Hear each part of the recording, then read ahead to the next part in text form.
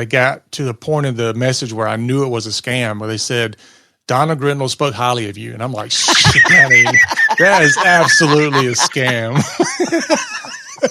That's right. Yeah, people clearly aren't paying attention.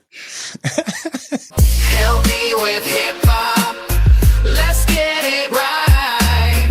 Protect your patience. Day and night. Donna and David, the experts on your side. Help me with hip hop. Let's get it right. So, Donna, you know how people always have spam filters and email filters and all these things to keep the bad guys out of your inbox, right? Yeah, and we're big fans of it. We tell everybody you should have those. Oh, absolutely. Because, most threats come through your email inbox, and it is a unwildly place to be. Mm-hmm. However, if I am a criminal, which I am not, but I'm looking at how can I get around that? How can I contact you without getting into your inbox? And one way that criminals are now using, that people are finding out the hard way, is they're doing it through your social media platform. Particularly in today's episode, we'll be talking about LinkedIn, how they slide into your DMs with all this maliciousness, this maliciousness. Delicious, malicious. Oh, dear. Yeah. Yeah. That's the thing that we try to get people to see, is that they're like, can't you stop them? Well, yeah, we stopped them from doing that. And then they ran over there and started doing that over there.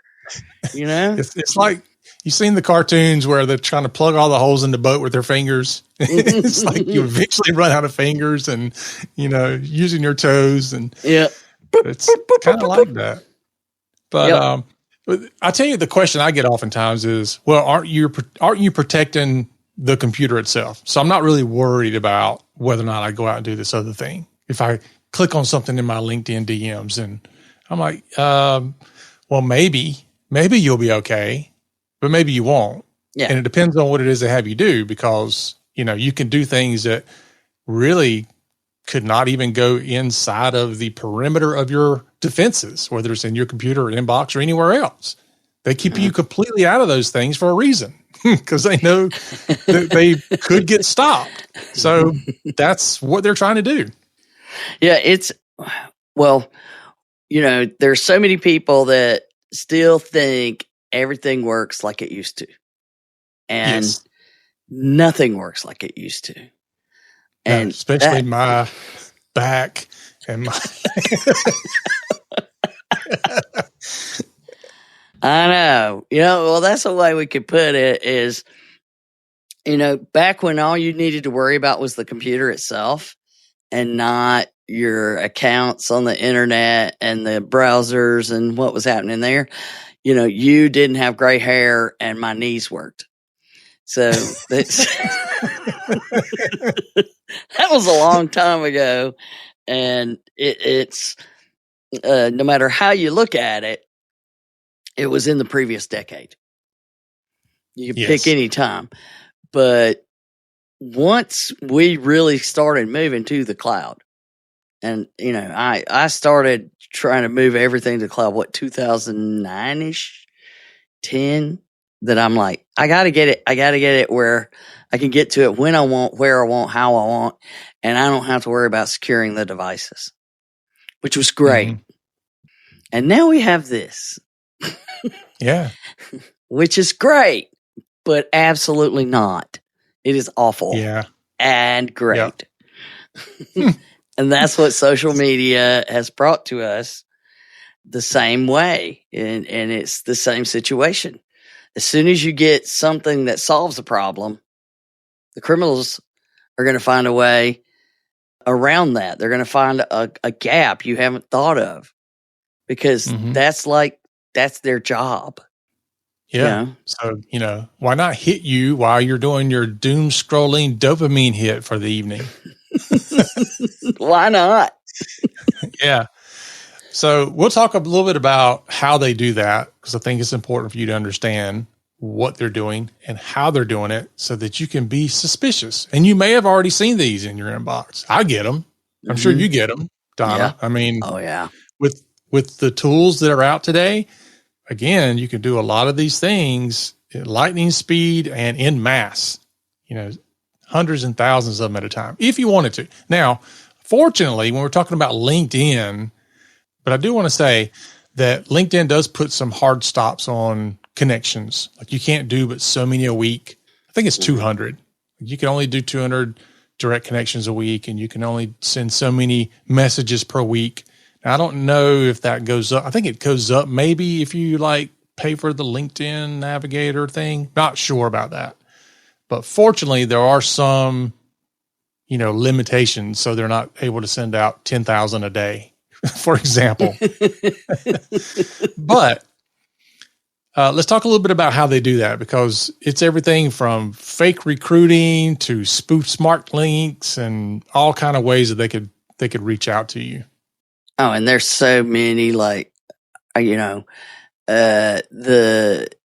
think the latest one that created the latest big stir, that is the one that said, come be on our board of a company in South America or something. Huh. And, be part of who's who. And I mean, there's so many. There's just so many. Yeah. I think I might have got something like that, like being on a board. And I'm like, yeah, I don't even know who you are. Why are you asking me to be on your board? I know. And they come through LinkedIn as well as other venues, but they're finding it successful on LinkedIn.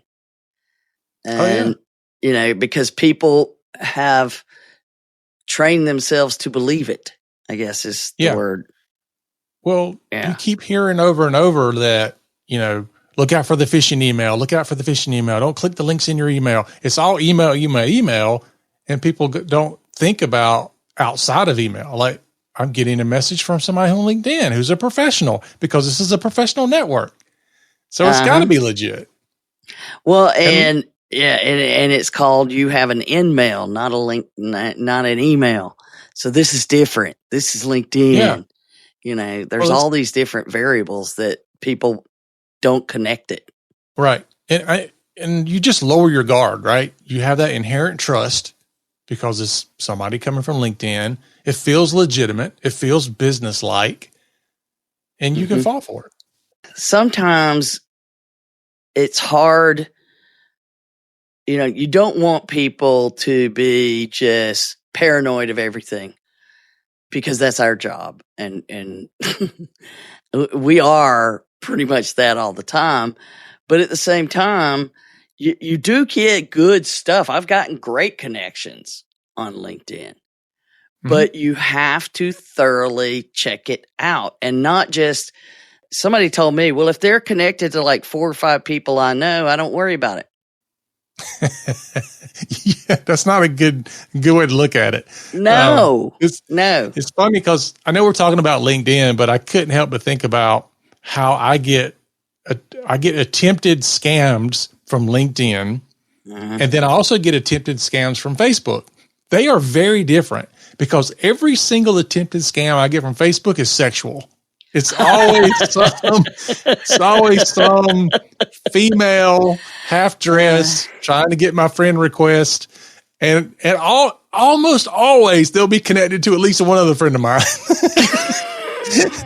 but on LinkedIn, it's very different. It's always about the professional side of it, and business related. But yeah, I just had to laugh because every time I get one from Facebook, it's I don't see that happen on mine, David, at all. Do you not? No, it's because you're a dude. Is that what it is? Yeah. No, there's crap, but I'm sure that targets towards men and their connections would be much more along those lines. I'm just saying. We probably are much easier to fall for the imagery that comes into our purview. That lands. But thankfully, LinkedIn is very good about preventing that kind of crap from coming through for the most part. But it leaves you wide open to all kinds of things. You're looking for a new job. If you've got it posted on open to work, even open to hire, because they will try to lure you into clicking something or here, read my resume or open my resume. So you can't even trust those either. No. It's letting your guard down because you've been taught to not trust your email. So you started using this other tool that's not email. Mm-hmm. And that's where it really comes into play. And often you've got all these connections, and if they can get a hold of, they learn there, we already know how they'll go through and pull everybody that's listed as being in a certain company. Mm-hmm. And they'll pull those and say, this is where you work. And so they'll build an organizational chart. Yeah. Yeah. I mean, just think about what you just mentioned about, open for work or looking for work. If I put out, hey, I saw you're open for work, I'd love for you to apply for a position in our company, and I send you a quote unquote application, and now all of a sudden you're putting in this abundance of personal data that I could then use to tailor my messages to your role and what you do for other companies or have done in the past, what industry you're in, all that information that you want to keep secret. You just gave it to me in the application. And I probably got you to go to a site where I was able to drop some other stuff. There were some excrement dropped on your computer. Yeah. While they were at it. There are just so many, approaches to you and angles that can be used because LinkedIn has so much information about you, because in order for you to network, you have to share it. Yep. So now you got to worry, are you networking or is you getting worked by a net? It's the reason they call it networking, right? I know, right? It's just, if you look at what we're seeing them do, there's fake recruiter messages, the smart link thing to redirect to stuff. They get fake accounts and make them look real, and then they post stuff. No cost to you. Just sign up here. Yeah. Yeah. Mm-hmm. And just think too about the links. I don't think people often realize that you can change where links redirect to. So I could have a link that I put somewhere, and let's say that link gets scanned whenever I post it. I can have it go to a web page that's a blog post, for example. Mm-hmm. And then after it gets scanned and all that, I can then go back in and change where that link gets redirected to. And it may or may not get rescanned. Yeah. And then all of a sudden it's malicious. It depends. There's so many it depends. Yep. And they'll create like a resume in Canva. But within the Canva stuff, they don't scan. They can't tell the links are bad. They don't have, so that you can see that happening with a lot of different tools where they're able to share things and publicly and then lure you in. And I know you get a ton of these. I'm a wealth advisor, and because you own your own business or you're a CEO or whatever, you're the kind of people we work with. Or how many times a week do you get, we're looking to invest in blah, blah, blah, blah. And whatever it is exactly who you are. Yeah. Well, some of them will literally pull from my LinkedIn heading, which is not written the way most people's are. So you can tell because mine doesn't say CEO or whatever. It starts out with, I help whatever. And, and so we'll insert that in and it's completely out of context. And I'm like, yeah, I see what you're doing. Yeah. Mine's kind of like that too, but it's on purpose. It's when you have so many opportunities, because you look at what we do. You got the MSP stuff, you got the healthcare stuff, we got the podcasting thing, we got the HSCC thing. There's business, small business. How many different variables alone just with what I mentioned? Mm-hmm. A lot. And I've always got something to sell you. I got a product to sell you. I want to sell you software development, a litany of things. So there are so many ways in. The only thing I haven't heard of them doing is being able to do something simply by it opening up. Because, with LinkedIn, it opens up pretty straight away. And I don't think that it'll, just run things like some of the stuff would. But every single day, I can't imagine the people that have, big titles and, CISO at big corporations and what theirs must look like. It's insane. Yeah. Or the CFOs, they're getting hammered. Yeah. And so that is why we're talking about it now, because just like everything else, we're doing really well on our phishing test. Well, you got to change those because people have gotten well educated on the ones, but if you make it at all about them, they will click. That study that we talked about before. And I saw somebody that was mentioning the folks who did that study just recently, an article about it. But it's the same thing of, well, this is about me because it's my profile, networking profile. So it's about me. Mm-hmm. And it's the same concept of, we're going to make it be something that you will want to click on. Yeah. And I've got way more information that's posted right there, connected with where I'm sending it.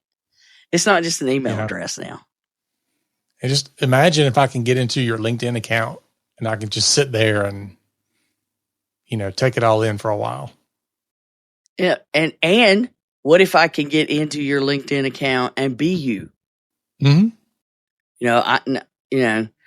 Start sending out things to people. And what could I do to your reputation?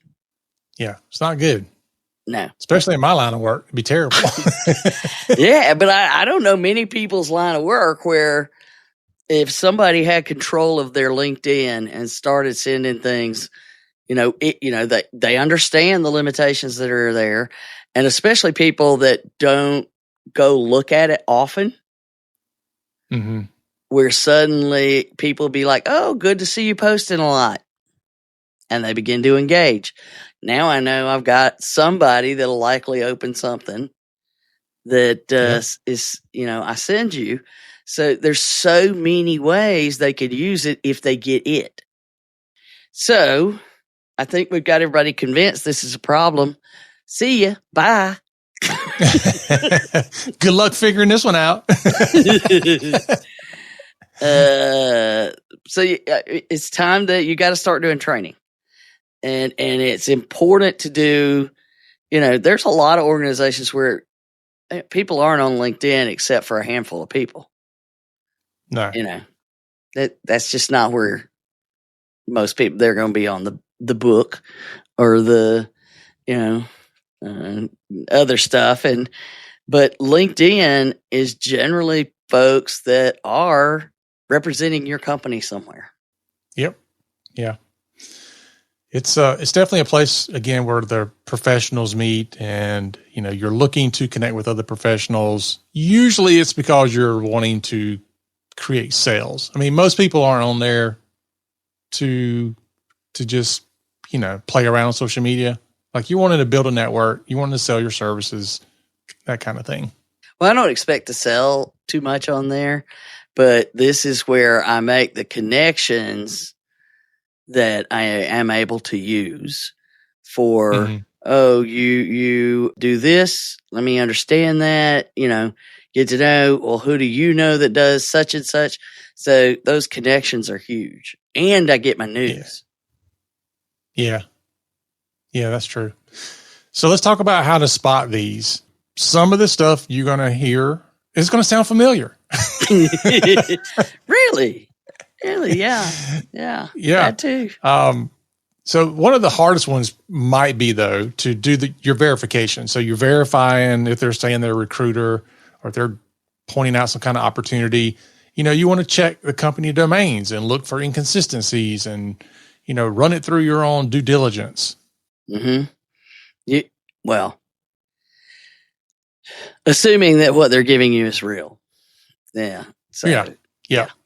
But same. And this same one will sound familiar.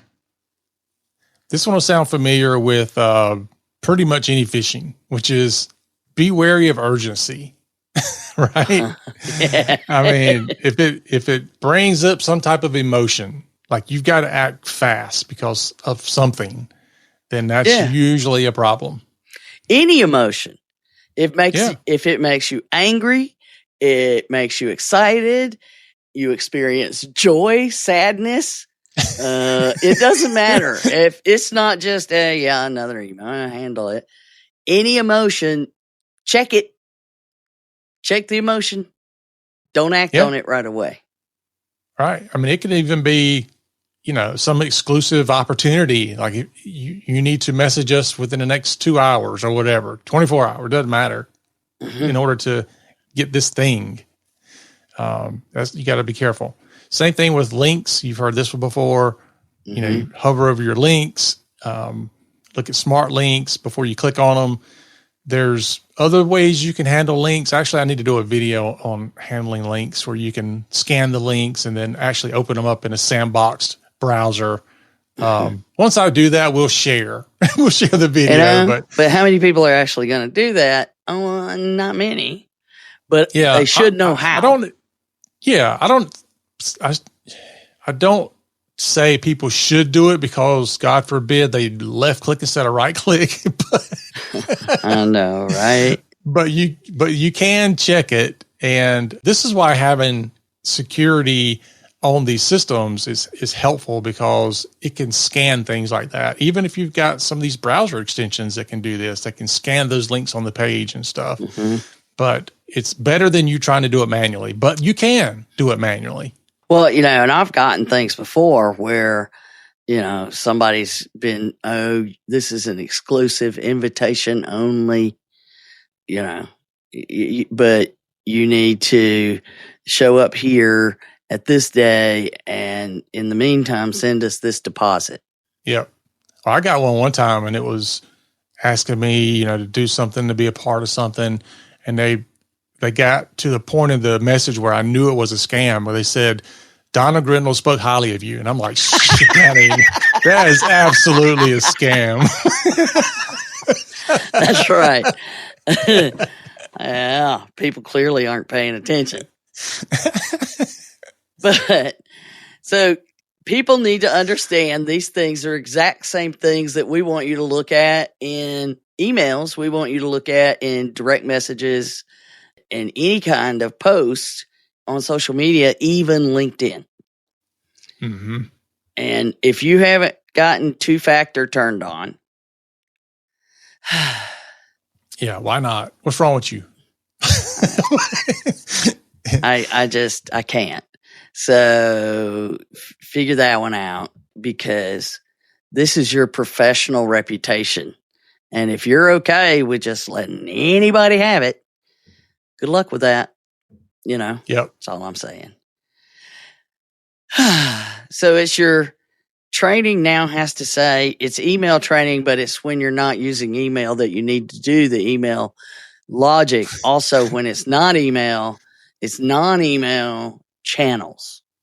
Yeah. That'll be easy.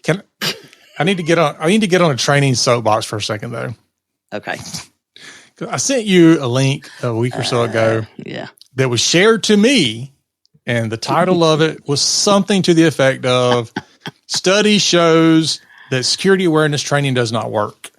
And I'm like, really? That's the one. Yeah. I know. I was like, really? I find that quite interesting. I need to know more, considering that what we do is, training. So go and read it. And it's like, I don't remember the exact number, but I mean, it was thousands of people that took part of this. And then the first thing I noticed is that everybody, and it was like, I don't know, 29,000 people. It's a lot of people, but everybody was at the same organization. And I'm like, okay, now I got a problem with that already. Like, you're saying it doesn't work, but how do you know it just doesn't work for that one organization? So what is that organization doing or not doing? And then I found it. It said, Donna, that the study shows that their security awareness training is not working. And then as you read, it indicates they do it once a year.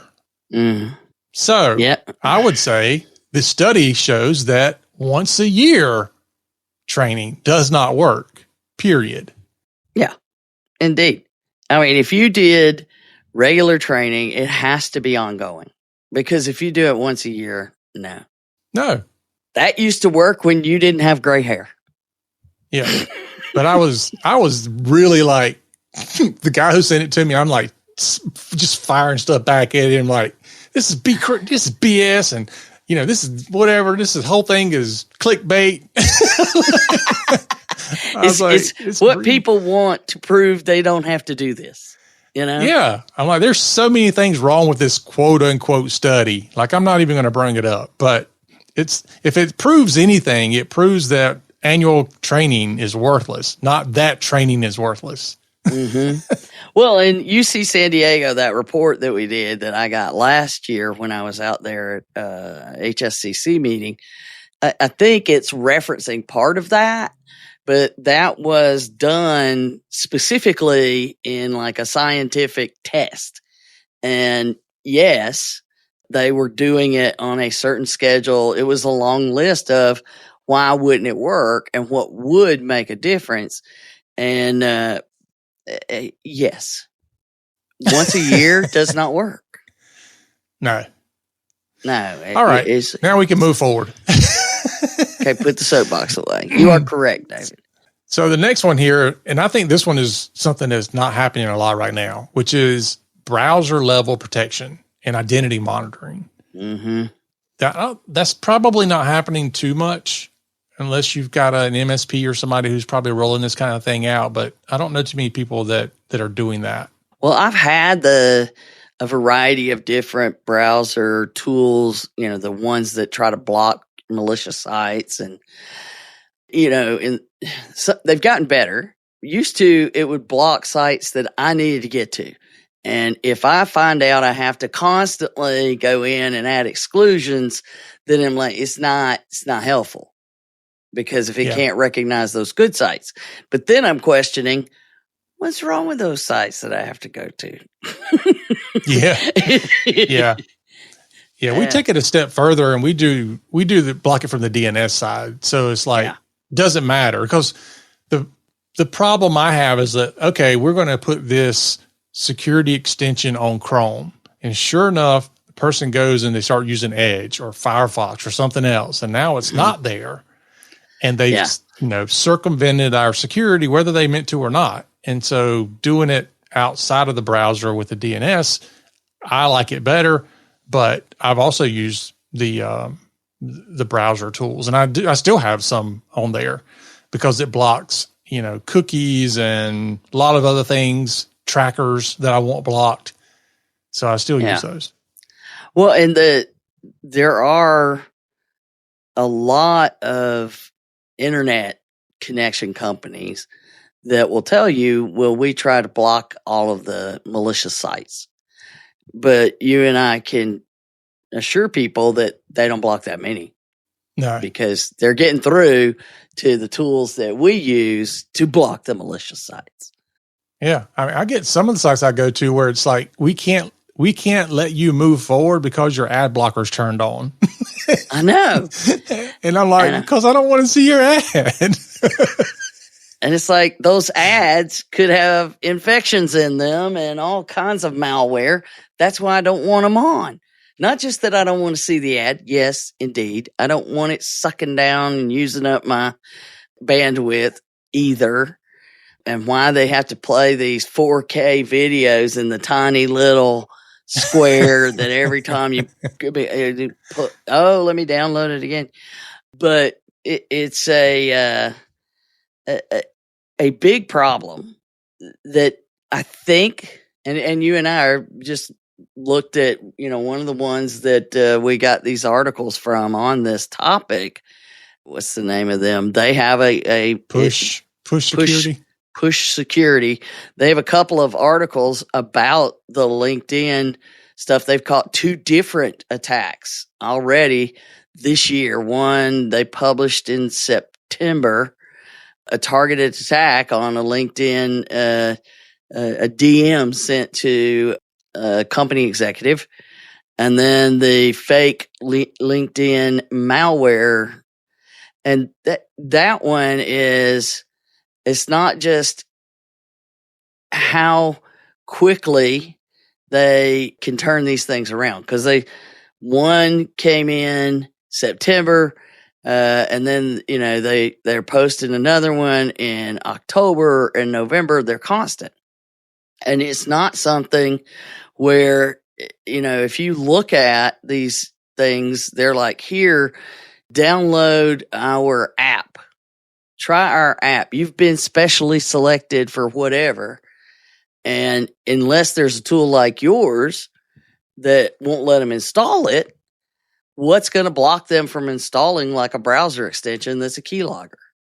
Yeah, not a lot. And then, nothing happened. Must be a scam. Okay. That means you should take other action. Yeah. Yes. Well, the other way to do it, and this is where some people do the eye roll, which is you got to create these policies and internal guidelines on how to use LinkedIn, especially for executives, because that's who's usually going to be on it.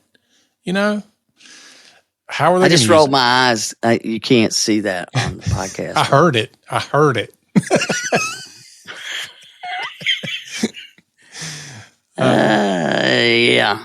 It is. So, it's the executives they're targeting, and we often have questions from all different areas of how to get executives to participate in cybersecurity protections. Yeah. I don't want to be limited. Well, I mean, you talk about it where the owners are like, yelling, "Oh, you better let me load this. Why aren't you letting me load this?" Because it's malware. Yeah. It's an interesting dynamic out there. And then what about employees that see these messages? Like, how should they report them? And, even if they're outside of their corporate applications. Mm-hmm. Yeah, because, we've got so many where they have a button. How do you report a phishing email? I have a button. I know to use the button. That's great. What if it's not there? Yeah. Then I guess I just click on it. How do we, from a technology perspective, give them the ability to do something about it? I don't see how each individual organization could manage that. That's going to need to be a LinkedIn thing. Don't you see that as a thing the vendor's going to need to give us? Yeah, because you don't have like this is my business LinkedIn, whatever group, so that I can manage the group policy of all the users. That doesn't happen. That's not the way it works. Mm-hmm. Well, and they do have a way that you can report things, but it's not. If they had something more prominent in their messaging tools that was report suspicious or something like that, it would at least trigger to people, hey, this is like my email. Yeah. There is some, if that button was there, report is suspicious, more like you'll see in an email program, I think that it would help. Yeah. But even if they do report it, it's going to LinkedIn. It's not going to anybody on your staff or your IT team. Like for me, if Donna, if you got 50 spam email messages in a week, I would know that because I'd see the weekly report come out. But if you get 50 spam email or spam messages in your LinkedIn account, I have no way of knowing that. Yeah. So I don't know. Is it a problem? Is it not a problem? Is there more attacks than normal? I wouldn't know any of that. And there's no real easy way to get that. So again, in LinkedIn, you don't have you don't control your organization on LinkedIn either. Like, I could say that I work for Security First IT. Yeah. We've had people, people leave and they'll be gone for 2 years. And I'm like, would you please remove the fact that you still work here? Yeah. And, it's like, that's at least put, no long, I left on this date and we don't have any control. Right. So that's part of the problem is it could ruin the reputation of the company and we have zero control. Yeah. And the criminals can act like they work for anybody and there's not much anybody can do about it. Yeah. So there's a lot of areas where LinkedIn needs to respond to this. And I went to their help and searched for phishing. And all I got was a discussion about getting emails from them. But none of these things. They need to respond to this or it's going to reach the point that we treat it like we do Facebook. Don't believe anything. Don't connect with anybody. And, I don't even, it drives people crazy, but I'm not going to be out there. They're like, all you post is business. I know. Yeah. Yeah, that's true. So let's look at the bigger picture though, because we're talking about, your social media, but let's look at some of the attack vectors that we know of. We talked about email. So you got Outlook and Gmail and Yahoo and whatever else you decide you want to use. Then we haven't really talked much about this, but you have instant messaging. Yep. So you got Microsoft Teams, you got Slack, you got Google Messenger, Google Voice, WhatsApp. There's WhatsApp, Signal, Telegram, even Zoom. Now, Zoom has become its own collaboration platform now. Of course, we talked about the socials. We'll add in like X and Discord and even Reddit. Then you got your in-app phishing. So you're inside of things like the Adobe app or what's some of the other ones? HubSpot. You're in HubSpot's another. That's a big one. Those kinds of places are. What is the Square something? There's so many out there now that you don't even know how many your people are using unless you're tracking it. Traffic, tracking the traffic. Right. Yep. Yeah. And that goes back to having the tools that can do that. And then literally asking for it. Like, how many people are going to these domains? And if you're not asking, nobody's tracking that information, and the alarm sounding, nobody's listening. Yeah. And once they get in one of those, then they try to move to all the others. Oh yeah. I mean, we just had Salesforce big hit. They're using that stuff. I just saw something about WhatsApp was used for a big attack. And, as much as I, don't want to use WhatsApp, there are a lot of companies that, particularly outside the U.S., that you have to use. WhatsApp is how you get in touch with them. Yeah, that's very common, and we had that ability to connect that within our help desk platform, so people can use WhatsApp for messaging and all that. It gives me the heebie-jeebies. Yeah, there's always something. I mean. So some of the other things that's come up recently, we haven't even talked about yet, which is ChatGPT has vulnerabilities they found recently, lets attackers trick AI into leaking data. To just today, I sent you one about there are people they found and they've got, I think, federal charges against that. They're the people that help you negotiate with the ransomware gangs and all that. And come to find out, they're the ones that actually were deploying the ransomware in the organization. So they double dipping. So So, I mean, that again, now you've got this reputational damage due to those kinds of things. You don't want to complicate things by, it's bad enough. They've got this insider problem themselves. But what if they don't even have the insider problem, but they believe these people work for you? Mm-hmm. It doesn't matter where you are. So we've got to find a way, as always. But this is where we started, same place. Is as soon as we get better at managing email, which we're getting better at that, it's still the number one attack vector. I mean, I don't think that's changed. Maybe it has, but the sign that we are getting better at it is that they're moving to this. Yeah.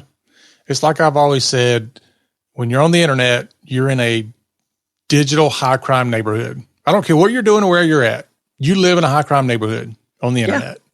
And you have to be suspicious of everything and everybody, and you can't take anything at face value. You have to have protections in place, all the locks on the doors, the security alarm set. It's like you don't want to walk around being fearful, but at the same time, you have to be situationally aware. Otherwise, bad things can happen. Yes, situational awareness, like a fact-specific determination. It's the same concepts. Mm-hmm. If you don't know what's going on, you're going to get hit. That's it. Yep. Bye-bye. All done. All right. I'll take that as a sign. All right, folks, that's our show for today. Be sure to share this out if you found value in it. Be sure to join us again next week. And remember, for Donna and myself, that HIPAA is not about compliance. It's about patient care.